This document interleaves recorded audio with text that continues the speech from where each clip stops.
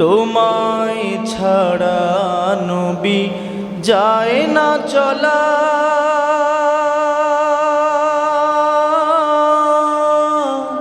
তুমি আমার গো পরানেওয়ালা। মরণ বেলায় দেখা দিও আমায়, মরণ বেলায় দেখা দিও আমায়, পরানে কামনা কেমনে যাব মদিনা। আল্লাহুম্মা সাল্লি সাইয়্যিদিনা মাওলানা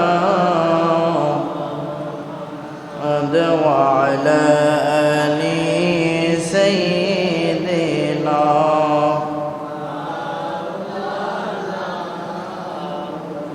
আলহামদুলিল্লাহ, মহান আল্লাহ রাব্বুল আলামিনের আলিশানে দরবারে অসংখ্য গণিত শুকরিয়া আদায় করছি, শুকর গুজার করছি যে মহান মালিক আমাদেরকে মায়া করে, দয়া করে, ভালোবেসে জুমার দিন সৈয়দুল আইয়াম, সপ্তাহের শ্রেষ্ঠ দিনে সৈয়দুল মাকান, দুনিয়ার মধ্যে সবচাইতে শ্রেষ্ঠ স্থান আল্লাহর ঘর মসজিদে আগে আগে আসবার বসবার তৌফিক দান করেছেন। এজন্যে বিনয় উপনবচিত্তে শ্রদ্ধা জড়িত কণ্ঠে জবান ছেড়ে দিয়ে ভক্তি ভরে আওয়াজ করে সমস্বরে আল্লাহ পাকের দেয়া জবান দিয়ে আল্লাহ পাকের শিখানো ভাষায় কালিমাতুশ শুকুর আদায় করছি, প্রাণ খুলে পড়ছি আলহামদুলিল্লাহ।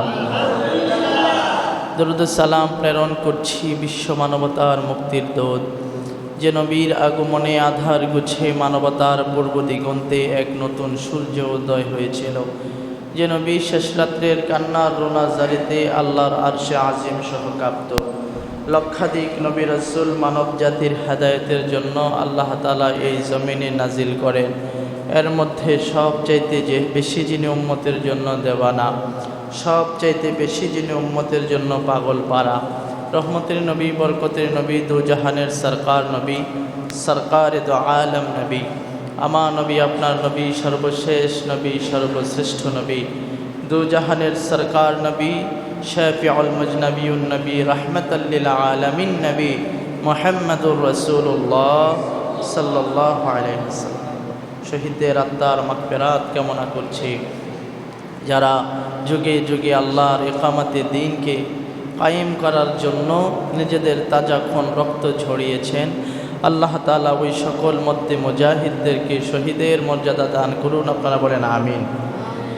মুহতারাম হাজিরিন, জুমার দিন অত্যন্ত গুরুত্বপূর্ণ দিন। অল্প সময়ে এমন কিছু কথা বলা যে কথাগুলো আমার জন্য উপকারী, আপনাদের জন্য উপকারী হয়। আল্লাহ তাআলা আমাদেরকে কিছু উপকারী কথা বলার তৌফিক দান করুন, আপনারা দোয়া করেন, বলেন আমিন। মুহতারাম হাজিরিন, মহান আল্লাহ সুবহানাহু ওয়া তাআলা আমাদেরকে বিবেক নামের মহা দৌলত দিয়ে দান করেছেন। অন্যান্য যত প্রাণী দেখবেন ওই প্রাণীর বিবেক বুদ্ধি মানুষের মতো এত নাই, ঠিক কিনা বলেন? এজন্যই মানুষ সবচাইতে শ্রেষ্ঠ জীব, কারণ মানুষের ভিতরে আছে আকল, মানুষের ভিতরে আছে দেমাগ আর বিবেক। সুবহানাল্লাহ পড়েন। এজন্যে মানুষ শ্রেষ্ঠ জীব। আল্লাহ সুবহানাহু ওয়া তাআলা এই বিবেককে একটা বড় আদালত হিসেবে আমাদেরকে দান করেছেন। এই বিবেক নামের আদালত যদি কারো সঠিক যথাযথ কাজ করে তাহলে সে হয় ইনসাফওয়ালা। আর এই বিবেকটা যদি কারো নষ্ট হয়ে যায়, এই বিবেক যদি কারো পছন্দ ধরে যায়, যেখানে ইনসাফের কোনো রেশ মাত্র থাকে না, যেখানে ইনসাফ থাকে না, সেখানে জায়গা নেই জুলুম, অত্যাচার, নির্যাতন, ঠিক কিনা বলেন? যেখানে ইনসাফ নাই সেখানেই জুলুম, কথা বলেন ঠিক না ঠিক? যেখানে ইনসাফের অভাব সেখানেই বসবাস করে জুলুম, নির্যাতন, অত্যাচার। এজন্যেই মানুষের হওয়া উচিত ইনসাফওয়ালা।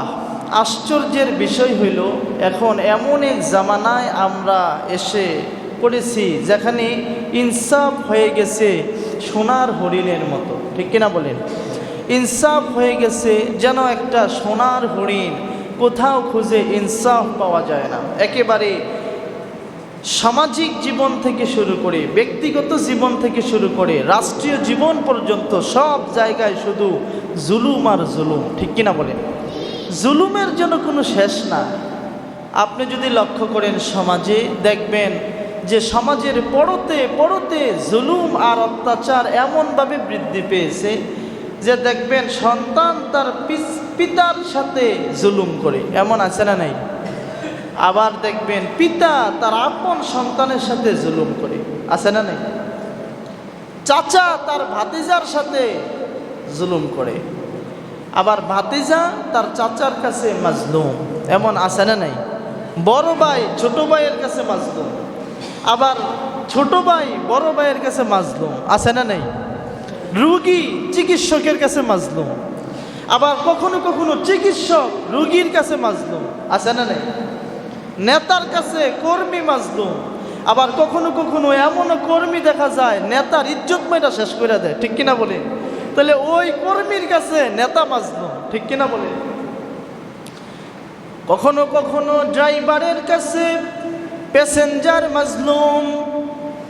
সময় মতো যদি রিক্সাওয়ালাও পায় এমন কোবায়, মনে করেন আপনাদের সংসারে রাত 12টায় আপনি আইসা পড়ছেন ঢাকা থেকে, আপনি খুশগড় বড় মসজিদের সামনে আসবেন, আপনি বললেন খুশগড় কেন্দ্রীয় মসজিদে যাবো, রাত বাজে কয়টা? জোরে কোন কয়টা? সাধারণত এ সংসাইল থেকে খুশগড় বড় মসজিদের ভাড়া কয় টাকা? জোরে কোন? 10 টাকা ভাড়া।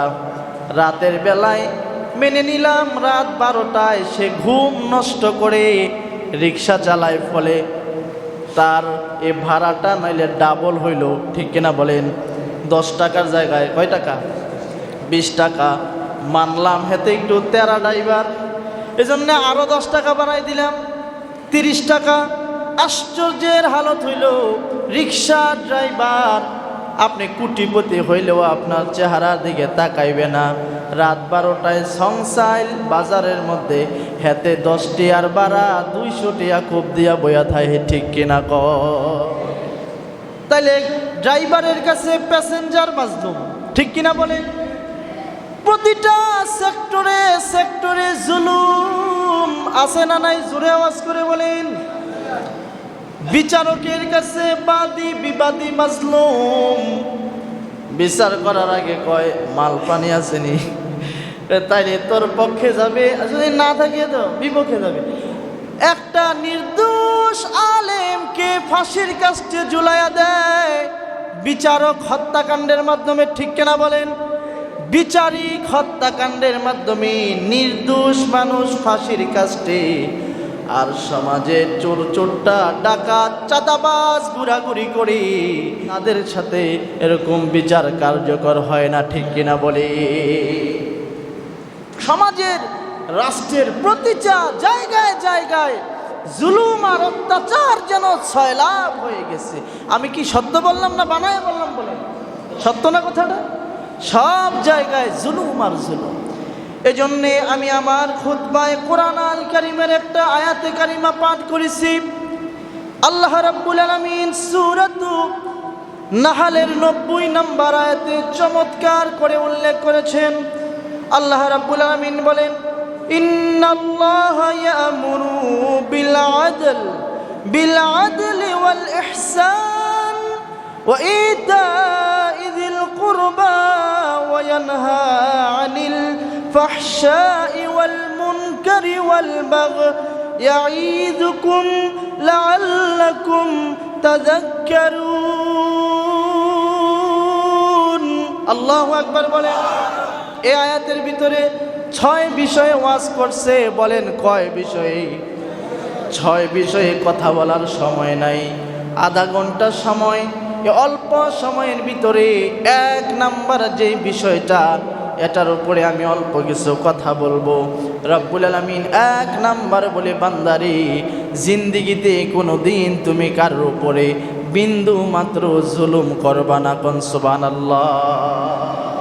1 নাম্বার, বান্দা তোমার জীবন থাকতে জীবনে কোনোদিন বিন্দু মাত্র জুলুম কারো বান্দার উপরে করবা না। এটা নির্দেশ কার? আদেশ কার? আল্লাহর নামে তো আসতে কেন, জোরে বলেন না আল্লাহর নাম। নির্দেশ কার? আল্লাহ বলেন জুলুম করবা না, ইনসাফ করবা। প্রতিটা কাজে তুমি হইবা ইনসাফওয়ালা। ইনসাফ যদি না থাকে ওই জায়গার মধ্যে বরকত নষ্ট হয়ে যায়। কি নষ্ট হয়ে যায়? বরকত নষ্ট হয়ে যায়। ইনসাফ যেখানে থাকে সেখানে বরকতে ভরপুর হয়ে যায়। আল্লাহু আকবার বলেন। ইনসাফ থাকলে পরে বরকত বেড়ে যায়, আর ইনসাফ শেষ হয়ে গেলে পরে বরকত নষ্ট হয়ে যায়। এজন্যে মুহতারাম হাজিরিন, আমাদেরকে হইতে হবে ইনসাফওয়ালা। সব জায়গায় ইনসাফ, সব জায়গায় ইনসাফ। খুব খেয়াল করেন, আমি আপনি যেই নবীর উম্মত, ওই নবী কি কোনো জায়গায় ইনসাফ নাকি সব জায়গায় ইনসাফ? কথা বল না কা? আমার নবী কি কোনো জায়গায় ইনসাফ না সব জায়গায় ইনসাফ?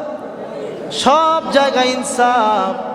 আমার নবীর জন্ম থেকে ইন্তেকাল পর্যন্ত এমন একটা মুহূর্ত নাই যেখানে নবী ইনসাফ করেন নাই। নবী আলাইহিস সালাম যখন জন্মগ্রহণ করলেন, মা আমিনার ইন্তেকালের পরে দুধ মায়ের নাম কি বলেন? হালিমাতুস সাদিয়া।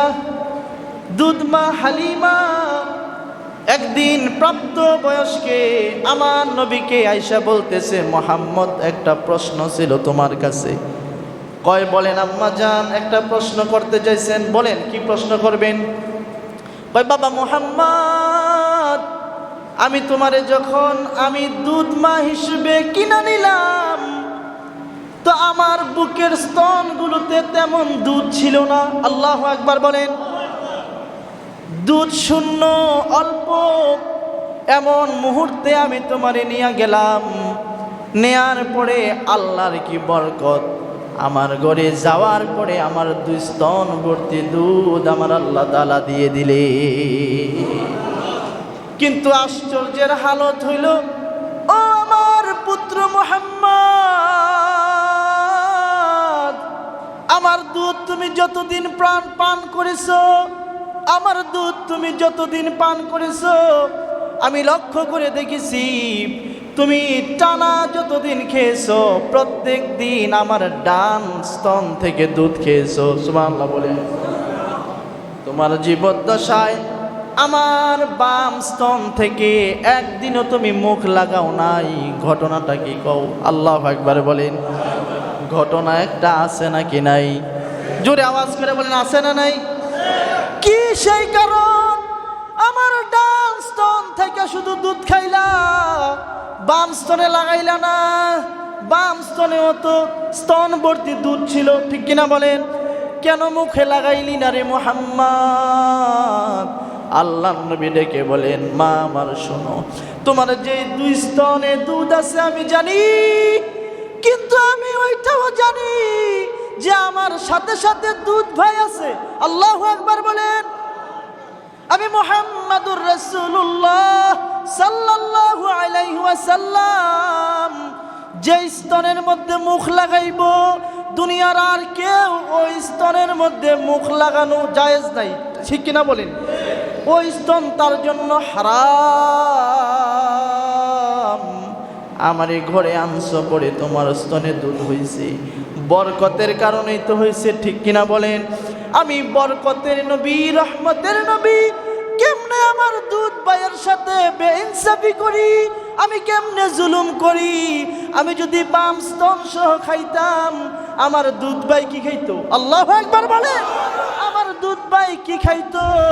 এজন্য আল্লাহ আমারে বইলা দিছেন, বন্ধু মুহাম্মদ সাল্লাল্লাহু আলাইহি ওয়াসাল্লাম, আপনি ছোট্ট বয়সেও জালেম না, ছোট্ট বয়সেও আপনি ইনসাফের সর্বশ্রেষ্ঠ। আল্লাহু আকবার বলেন। আপনি পৃথিবীর সব চাইতে বড় ইনসাফওয়ালা। এজন্যে আপনি বাম স্তন মুখে নিবেন না। মাগো, ডান স্তন আমার আর বাম স্তন আমার দুধ বাইয়ের। সুবহানাল্লাহ। নবী আলাইহিস সালাম ছোট্ট বয়সেও ইনসাফ ছাড়া ছিলেন না। ঠিক কিনা বলেন, ঠিক কিনা বলেন? এমন ইনসাফ বলা। আর এখনকার যুগে কি ইনসাফ আছে? কোন আছে? আছে আছে নাই। আপন ভাইরে ঠকায় বাপ তার সন্তানকে ঠকায়, এমন আছে নাকি নেই? ইনসাফ নাই তো। ভাই একটা অসুস্থ হয়েছে, আরেক ভাই অসুস্থ মুমূর্ষু অবস্থায় হাতের টিপসই নিয়ে সম্পদ হের বানায় নেয়। আছে না নাই? জুড়ে আওয়াজ করে বলেন, আছে না নাই? বাপ মা বৃদ্ধ হয়েছে, ঘুমের ওষুধ খাওয়াইয়া বড় পুত সম্পদের মালিক, এমন আছে না নাই? বলেন, আছে না নাই? আছে না। এমনটা করা যাবে না। আল আমিন নবীর উম্মত এমনটা করতে পারে? এমনটা করতে পারে না। আমার নবী কত ইনসাফওয়ালা ছিল। যুবক ভাইয়েরা, তোমরা অনেক সময় মেজাজ খারাপ হইলে আরেকজনের কেউ তারে মাইরা হলাই দেবো, এমন কথা কয় কি কয় না? কেমনে আসে এই কথা? তুমি না ইনসাফওয়ালা নবীর উম্মত, ঠিক কিনা বলেন? আমার নবী কেমন ইনসাফ করেছেন? আল্লাহর হাবিব বদরের যুদ্ধের জন্য প্রস্তুতি নেবেন, সাহাবীদেরকে সোজা করে লাইন করে দাঁড়ানো করছেন। আল্লাহর হাবিব সবাইকে সিরিয়াল করে দাঁড়াচ্ছেন। যুদ্ধের আগে একটা প্রস্তুতি আছে না নাই? জোরে বলেন, আছে না নাই? আল্লাহর নবী একটু ট্রেনিং দিবেন, একটু কিছু কথা বলবেন। বদরের যুদ্ধের সারিতে দেখবেন যারা একটু ঝগড়াটে আছে, যারা ঝগড়াঝাটি করে, হেরার মধ্যে যারা যুবক পোলাবেন আছে, হেরা একটু আগায় থাকে। ঠিক কিনা কন? নাকি পাকনা দাঁড়িয়েও লাগাই থাকে? কথা কয় না? যুবকরা আগাই থাকে না? তো যুদ্ধ টুদ্ধের ক্ষেত্রে শক্তির জায়গায় যুবকদের জোশ কম না বেশি? বেশি। তো বদরের যুদ্ধ যখন হবে, আল্লাহ রাসূল কিছু বক্তৃতা দিবেন। এইভাবে সিরিয়াল বাই সিরিয়াল সাহাবীদেরকে দাঁড়া করাইলেন। এর মধ্যে এক সাহাবী, সে ছিল যুবক। তো আল্লাহ নবী বক্তব্য দিবেন, তো ওই যুবকের টেনশন হয়েছে, নবী নিয়ে আবার আমারে পালায়া যুদ্ধ চলে যায়। আল্লাহু আকবার বলেন। এমন এমন জোশ নিয়ে সে রয়েছে, একটু পরে পরে সে লাইন সাইডা সামনের দিকে আইসা পড়ে। সুবহানাল্লাহ বলবেন না? লাইন সাইডা একটু সামনের দিকে আগায় আইসা পড়ে। আগ্রহ কম না বেশি? বেশি। আল্লাহ নবীর হাতে একটা লাঠি ছিলেন, লাঠি দিয়া ওই সাহাবীর পেটে যায় একটা গুতু মারছে। আল্লাহু আকবার বলেন। মজার চলে গুতু মেরে কয়, তো আগাও কা, সময় আছে, দাঁড়াও। সুবহানাল্লাহ বলবেন না? সাহাবী খুব চালাক। কম বয়সের সাহাবী হইলে কি হইব? চালাক। কয়, আল্লাহ নবী আমারে গুতু দিছেন, আমি ব্যথা পাইছি। আল্লাহু আকবার বলেন। আপনি আমারে গুতা দিছেন, আমি কিন্তু ব্যথা পাইছি আমি। আল্লাহর হাবিব গুতু দেওয়ার সময় দিছেন, পরে কলিজাটা নইরা উঠছে। কয় কিরে, আমি বুঝি রহমতের নবী কাউরে ব্যথা দিতে পারি? বলেন, পারি? আমি তো মুহাম্মদুর রাসূলুল্লাহ, জিন্দেগিতে কারো মনে কোনোদিন ব্যথা দেই নাই। আর তোরে কিনা আমি লাঠি দিয়ে আঘাত করে ফেললাম। আল্লাহ নবী মুহূর্তের মধ্যে নিজের হাতের লাঠিটা ছোট্ট সাহাবীর হাতে দিয়া দিলেন। নে প্রতিশোধ দুনিয়াতেই নিয়ে নে। আল্লাহু আকবার বলেন। হাসরের ময়দানে যায় কিন্তু এই কথা বলিস না যে মুহাম্মদ আমারে কষ্ট দিছে। আল্লাহু আকবার বলেন। নবী, আপনি আমারে কষ্ট দিছেন, ব্যথা দিছেন, এটা যদি ময়দানে মাহশারে আল্লাহর কাছে কইরা পালাও, আমি মুহাম্মদের উপায় থাকবে না। নাও, দুনিয়াতে লাঠিটা দিলাম, এইটা দিয়া আমি যেমনে দিছি তেমনে একটা দিয়া সমান করে পালাও। সাহাবী বলে, মুহাম্মদ সাল্লাল্লাহু আলাইহি সাল্লাম, নবী আমার শুনেন, আপনি যখন আমারে গুতু দিছেন তখন আমার পেট খালি ছিল, গায়ে কাপড় ছিল না। আল্লাহু আকবার, জোরে আওয়াজ। আমার গায়ে কাপড় ছিল না, আপনার গায়ে দি কাপড় খুলেন। সমান করতে হইলে যেমনি দিছেন তেমনি, ঠিক কিনা কোন? আল্লাহর হাবিব কেমন যেন আসামির মতো নিজের কাপড়টা খুলে পালাইলেন। যেমনে সাহাবী দাঁড়াইছে এমনে দাঁড়ায় কয় দে, যেমনে তোরে দিছি এমনি আমার একটা দিয়া দে। সাহাবী চোখের পানি ফালাইয়া আল্লাহ নবীকে দুহাত দিয়া জড়াইয়া ধরে কান্না শুরু করলেন। আল্লাহু আকবার বলেন না? নবী আমার, আপনি কেমনে মনে করলেন আমি আপনারে গুতা দেব, আমি আপনারে কষ্ট দেব?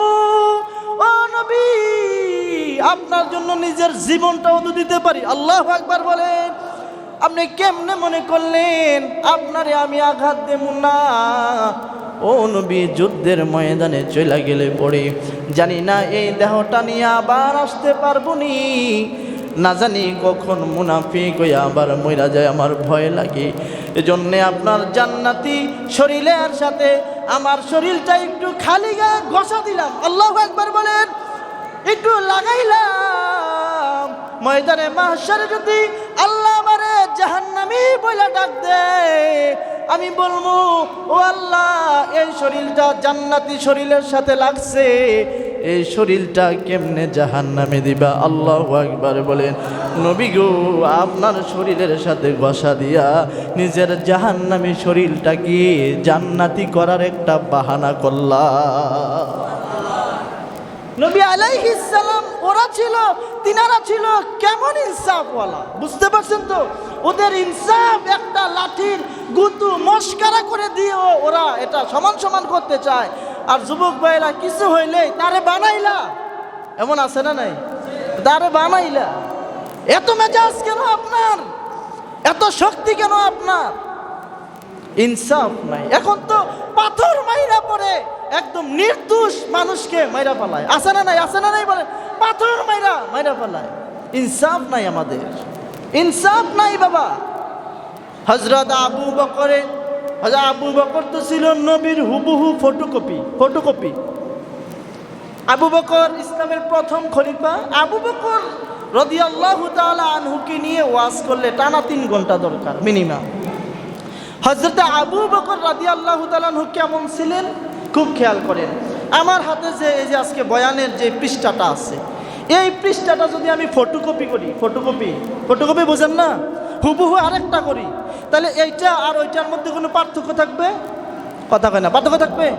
কোনো পার্থক্য থাকবে না, হুবহু এরকম একটা হয়ে যাবে। তবে পার্থক্য একটাই, শুধুমাত্র কাগজটার ভিন্নতা, ঠিক কিনা বলেন? আল্লাহর হাবিব আর আবু বকর রাদিয়াল্লাহু তাআলা আনহুর মধ্যে পার্থক্য শুধু নবুয়ত আর সাহাবীর। আল্লাহু আকবার বলেন। আর আমলের দিক দিয়ে নবী যা করছে আবু বকর হুবহু ফটোকপি করছে। সুবহানাল্লাহ পড়ে। এই ছিল আবু। এজন্য কিতাবে এসেছে আল্লাহ তাআলার 8 জান্নাতের 8টা দরজা আবু বকরকে ময়দানে মাহশারে ডাকবে। আমারটা দিয়াইও। সুবহানাল্লাহ কোন? সুবহানাল্লাহ বল। কোনটা দিয়া মন চায়? আল্লাহর 8 জান্নাতের দরজা আবু বকরকে ডাকবে, আসো যেটা দিয়া মন চায় এটা দিয়া ঢুইকা যাও।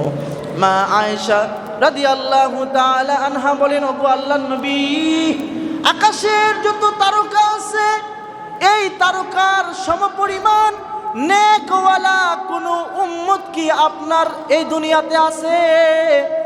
আল্লাহর হাবিব বললেন, আছে একজন। সুবহানাল্লাহ বলেন। কয় কে? সে কে? কয় সে হলো আমার সাহাবী হযরত ওমর রাদিয়াল্লাহু তাআলা আনহু। সুবহানাল্লাহ বলেন। আম্মা জান আয়েশার মনটা একটু খারাপ, মনে করছিলাম নিজের বাপের নাম কইব, আবু বকরের নাম কইব। সুবহানাল্লাহ বলেন। কোন কি? তাহলে আমার আব্বা? কয় তোমার আব্বা আমার শ্বশুর, আমার সাহাবী হযরত আবু বকরের নেক গণনা করার মতো কোনো তুলনা নাই। আল্লাহু আকবার বলেন। তুলনা নাই, বেহিসাব আমল। আরে আসমানের তারকা তো দূরের কথা, আবু বকর আমার সাথে হিজরতের রাতে যাইয়া যেই সওয়াব কামাই করছে, এই এক রাতের সওয়াব গোটা উম্মতের নেক যদি এক পাল্লায় রাখা হয়, আর আবু বকর আমার সাথে হিজরতের রাতের নেক যদি এক পাল্লায় রাখা হয়, দুনিয়ার সব আমলের চাইতে আমার আবু বকরের এক রাতের আমল বেশি হয়ে যাবে। এই হলো আবু বকর। আবু বকর বললাম না নবীর ফটোকপি। আল্লাহর হাবিবের সাহাবী আবু বকর একদিন নিজের গোলামকে মেজাজ খারাপ কইরা মশকরা চলে কানে একটু মোড় দিছে। কানে আমরা দেই না অনেক সময়, ওস্তাদ দেখবেন ছাত্রর কানে মোড় দেয়, আছে না নেই? আছে। ছাত্র যদি একটু সুন্দর হয় তাহলে দেখবেন একটু ধরলেই পরে হাতের কান লাল হয়ে যায়, আছে না নেই? আছে। আমার একটা বন্ধু ছিল এরকম লাল টুকটুক সুন্দর একদম, মানে সাধারণত ছেলেরা এত সুন্দর হয় না, এত ফর্সা।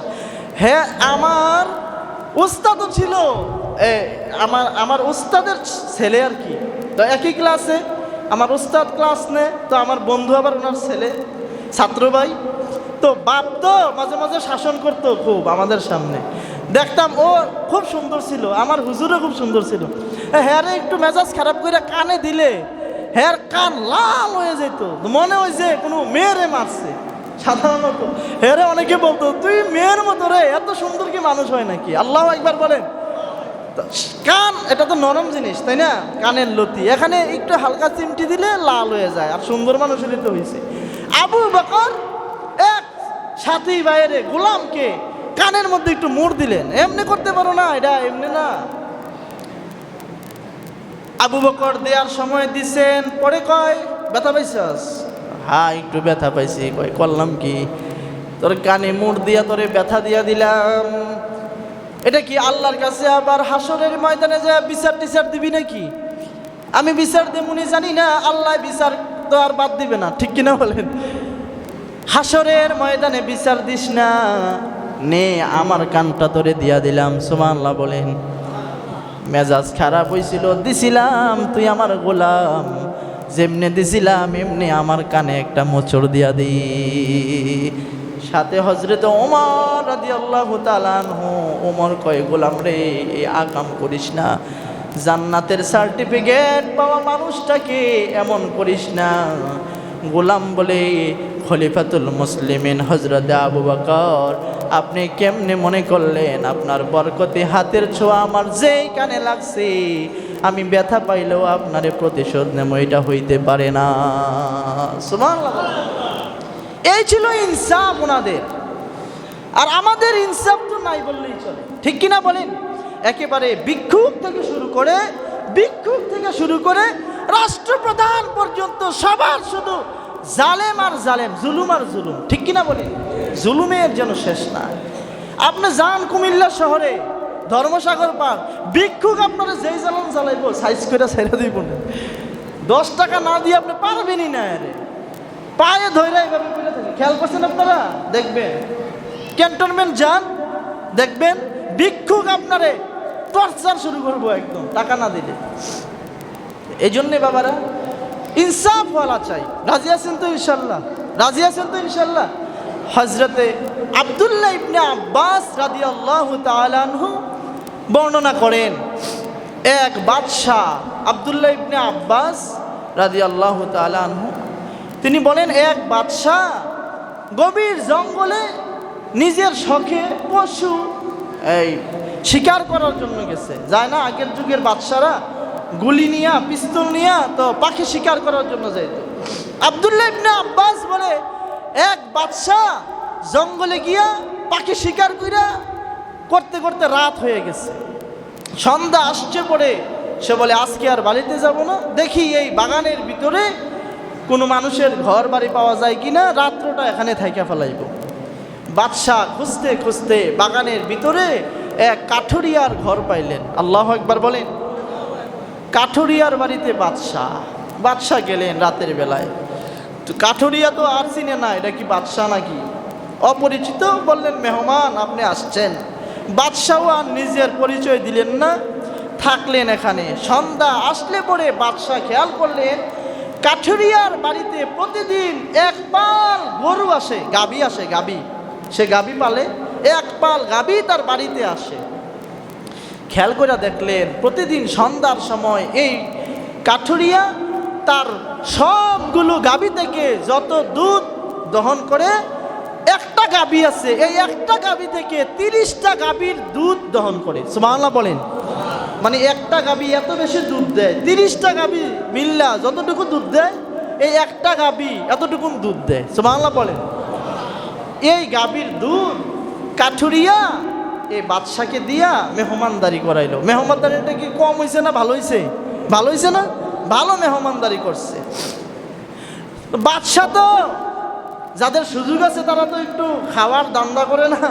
তো বাদশাহ বলতেছে, মনে মনে চিন্তা করতেছে, কি রে এই গরু, এই গাভী তোর বাড়িতে, এটা তো বাদশার বাড়িতে থাকার কথা, এটা বাদশার বাড়িতে মানায়, ঠিক কিনা কম? 30 মণ দুধ যদি দেয় মনে করেন কোনো একটা, অথবা 30 কেজি দুধ দেয়, তো 30 গরু 30 কেজি দিবে, আর এক গরু যদি 30 কেজি দেয়, এটার প্রতি লোভ আছে না নাই? বাদশাহ চিন্তা করলেন এটার একটু ধান্দা করা দরকার। কি করা দরকার? কথা কয় না, কি করা দরকার? ধান্দা করা দরকার। একটু কেমনে করা যায়? কয় না, হেতে আমারে সারাটা রাত এমনি খেদমত করছে, সকালবেলা যদি কই আমি বাদশাহ দিয়া দে, কামটা বেশি আকাম হয়ে যায়। এটার একটু রইয়া সইয়া করা দরকার। কেমনে করা দরকার? একটু আস্তে ধীরে ভাও কইরা একটু ধান্দা করা দরকার। কয় কেমনে? কয় আবার 7 দিন পরে আসলে পরে একটা ভাও হইব, দেখি বাড়িতে চলে যায়। বাড়িতে গেলেন 7 দিন পরে এই বাদশাহ আবার এই জঙ্গলে গেছেন পাখি শিকার করার করতে। আসলে পাখি শিকার করার লাগে না, বাহানা কি 30 কেজি দেওয়া গাভী আনার জন্য। সন্ধ্যা হয়েছে পরে তার বাড়িতে গেলেন, খেয়াল করলেন, দেখলেন ওই একই দিনের মতো আগের মতো গাভীর পাল বাড়িতে আসতেছে। খুব খেয়াল করে দেখলেন গাভী থেকে আগের মতো আবার দুধ দহন করতেছে কাঠুরিয়া। একটা গাভী খেয়াল করলেন যেটা 7 দিন আগে দেখছে দুধ দিছে কয় কেজি? 30 কেজি। খেয়াল করে দেখলেন ওই গাভী আজকে দুধ দিছে 1 কেজি। কয় কেজি? মজার ঘটনা, কয় কেজি? 1 কেজি। 1 কেজি দুধ দিছে। এটা কিন্তু বানাইনা কথা না, আব্দুল্লাহ ইবনে আব্বাস বর্ণনা করেন এই ঘটনা। 1 কেজি দুধ দিছে। বাদশাহ কয় ঘটনাটা কি? ডাল মে কুছ কালা হে। ঘটনাটা কি রে? এই গাভীটা কি ওই গাভীটা না যেটা 7 দিন আগে 30টা গরুর সমান দুধ দিছিল? কয় হ্যাঁ, এটা ওই গাভী। কয় তাহলে ঘটনাটা এমন হলো কি আজকে কি 30 গাভীর সমান দুধ দিছে? কয় না। কয় এমন হইতে পারে কেন? কয় এমন হইতে পারে হয়তো এই জামানার বাদশাহ যিনি সে জুলুম করতেছে কারোর উপরে। আল্লাহু আকবার বলেন। আসলে কিন্তু বাদশারে চিনে না, ঠিক না? চিনে নাকি? অপরিচিত। হাতে কয় কিরে ভিতরে ভিতরে তো ধরা খাইয়া গেলাম, এখন যদি আমি কই আমি ওই বাদশাহ, মুখ দেখানো যাবে? কয় না, এখন যদি আমি কই আমি বাদশাহ তাহলে মান ইজ্জত থাকবে না, কোনো রকমে তারে বুঝান যাইতো না আমি যে বাদশাহতে গোপন খবর যাই না বলাইছে। রাতের বেলা একটা তাওবা করেছে, আল্লাহ আল্লাহ আপনি আমারে কত গাভীর মালিক বানাইছেন, আমি কিনা লুবে পইরা একটা কাঠুরিয়ার ভালো গাভী নেওয়ার জন্য দান্দা করছিলাম, আল্লাহ আপনি আমারে মাফ কইরা দেন। আল্লাহু আকবার বলেন। আল্লাহ তাআলা মাফ কইরা দিলেন। বাড়িতে চলে গেলেন। সকালবেলা 7 দিন পরে আবার মনে হয়েছে আরে ওই গাভীটা কি দুধ আগের মতোই দেয়, দোয়া যে কবুল হয়েছে নাকি আবার দেখি, একটু টেস্ট করে যাইয়া দেখি গাভীর হালতটা কি। 7 দিন পরে আবার জঙ্গলে গেলেন, সারাদিন পাখি শিকার কইরা সন্ধ্যার সময় ওই কাঠুরিয়ার বাড়িতে গেলেন। আগের মতো গাভীর পাল আসলো, দুধ দহন শুরু করলো। নজর করে তাকায়া দেখি যে গাভীটা গত সপ্তাহে 1 কেজি দিছিল, 30 কেজি দেওয়ার দুধের গাভীটা এই সপ্তাহে আবার 30 কেজি দেওয়া শুরু করেছে। সুবহানাল্লাহ। বাদশাহ ডাক দিয়া কয় কিরে এটা কি ওই গরুটা না যেটা গত সপ্তাহে 1 কেজি দিছিল? কয় হ্যাঁ এইটা সেইটা। কয় আজকে এমন হইল কেন? কয় নিশ্চিত থাকেন যেই বাদশাহ জুলুম করতেছিল ওই বাদশাহ তাওবা কইরা ভালো হয়ে গেছে। সুবহানাল্লাহ। কয় না রে, যে গাভীর দুধ কমছে আর বাড়ছে বাদশাহ জালেম হওয়ার কারণে না, জুলুম করার কারণে না। জুলুম করা লাগে না, নেয়ামত কমতে হইলে জুলুমও লাগে না, নিয়ত করলেই চলে। আল্লাহু আকবার। আমি তো শুধুমাত্র নিয়ত করছিলাম। নিছিল গাভীকে নিছিল, কি করছিল? শুধু নিয়ত করছিলাম। নিয়ত করার কারণে 7 দিন পরে দেখলাম দুধ 1 কেজিতে আইসা পড়ছে। আবার যখন তওবা করে ফিরে আসলাম দেখলাম গাভীর দুধ আবার 30 কেজিতে আইসা পড়ছে। বোঝা গেল জালেম হওয়া লাগে না, জালেমের নিয়ত করলেই চলে। ঠিক কিনা বলি? শুধু যে বলেন বরকত নাই, দেশে বরকত নাই, জালেম বসে থাকলে পরে বরকত থাকবে না তো। ঠিক কিনা? জোরে আওয়াজ করে বলেন। জালেম যেখানে ওইখানে বরকত নাই। আমার কথা না নবীর হাদিসের কথা? এবার যে ব্যক্তি জালেম হবে তার পরিণতি কি হবে? 2 মিনিট শুনতে রাজি আছেন? 2 মিনিট। জালেম যদি কেউ হয়ে যায় তাহলে তার অবস্থা কি হবে? আল্লাহর হাবিব বলেন قال النبي صلى الله عليه وسلم قال النبي صلى الله عليه وسلم الظلم ظلمات يوم القيامة الظلم ظلمات يوم القيامة কিয়ামতের ময়দানে কোনো জালেম চক্ষু নিয়ে উঠবে না। আল্লাহু আকবার বলেন। জুলুমাত অন্ধকার অন্ধকার, সে কিচ্ছু চোখে দেখবে না। কালো চশমা পরায়া র্যাব যখন ধরে, দেখেন নাই র্যাব যখন আসামি ধরে ওর চোখ বন্ধ করে লাই, ঠিক কিনা বলে? বড় দাগি আসামি যারা, তাদেরকে মনে করেন র্যাব এই চট্টগ্রাম সমুদ্র সৈকত থেকে ধরছে, মনে করেন কক্সবাজার থেকে, ওরে ধৈরা যে ঢাকা পিলখানা নিব না রাজশাহী নিব না খুলনা নিব, এটা হ্যাঁ নিজেও কইতে পারতো না। ওইখানে চোখ পাইতে পারলেব সাথে সাথে, কালো চশমা অথবা বড় ক্যাপ, ঠিক কিনা বলেন? আল্লাহ তাআলা কিয়ামতের ময়দানে জালেমকে কালো ক্যাপ পরায়া তুলবেন, এমন শাস্তি দেবো, এমন জায়গায় রাখবো তুই দেখবিও না। আল্লাহু আকবার বলেন। এই জন্যে জালিম হওয়া যাবে না বাবারা, ইনসাফ লাগবে সব জায়গায়। কি লাগবে বলেন?